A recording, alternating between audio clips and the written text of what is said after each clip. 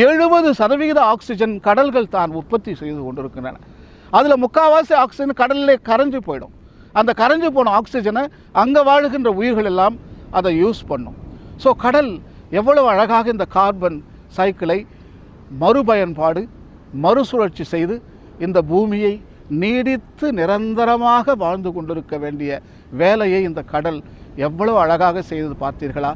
இறைவன் அருமையாக அதை நமக்கு உருவாக்கி கொடுத்திருக்கிறார்.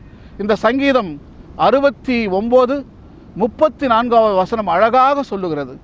வானங்களும் பூமியும் கடலும் இறைவனை போற்றுவாயாக. கடலில் வாழுகின்ற உயிரினங்கள் அனைவரும் இறைவனை போற்றுவாயாக என்று சங்கீதம் அழகாக நமக்கு சொல்லப்பட்டிருக்கிறது. இந்த உயிரினங்கள் தான் இந்த அருமையான கார்பன் சுழற்சியை செய்து நமது பூமி நன்கு வாழ, ப்ராப்ளம் இல்லாமல் வாழறதுக்கு இவங்க தான் நமக்கு ஹெல்ப் பண்ணுறாங்க. நம்ம பூமியில் நீங்கள் நத்தையை பார்த்துருப்பீங்க. நத்தைங்க பாருங்களேன், அந்த நத்தைகள் கூட ஒரு ஷெல் வச்சுருப்பாங்க. அட்மாஸ்பியரில் வளிமண்டலத்தில் நிறைய கார்பன் டை ஆக்சைடு ஆகும்போது நத்தைகள் நிறையா பிள்ளைங்களை பெற்றுக்குவாங்க.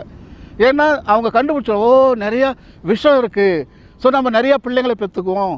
அப்போ நிறையா ஷெல்ஸு, அப்போ கார்பன் டை ஆக்சைடு கம்மியாகிக்கிட்டே வந்துடும் வளிமண்டலத்தில். வளிமண்டலத்தில் கார்பன் டை ஆக்சைடு கம்மியாக இருக்கும்போது இவங்க பிள்ளைங்க நிறையா பெக்க மாட்டாங்க, கொஞ்சமாக தான் இருப்பாங்க நத்தைகள். ஸோ ஆகவே நத்தைகள் கூட ஏறக்குறைய கிறிஸ்டேஷியன்ஸ் வரை என்று சொல்லலாம். அவங்களும் இந்த அட்மாஸ்பியர் சிறப்பாக செயல்பட, இந்த பூமி நல்ல ஒரு சமநிலையில் இருக்க, எக்விலிபிரியம் சந்தோஷமாக இருக்க, இவங்கெல்லாம் சின்ன சின்ன க்ரீச்சர்ஸ் எல்லாம் ஸ்க்ரீன் பின்னால் எவ்வளவு வேலை செஞ்சுக்கிட்டு இருக்காங்க பார்த்தீங்களா?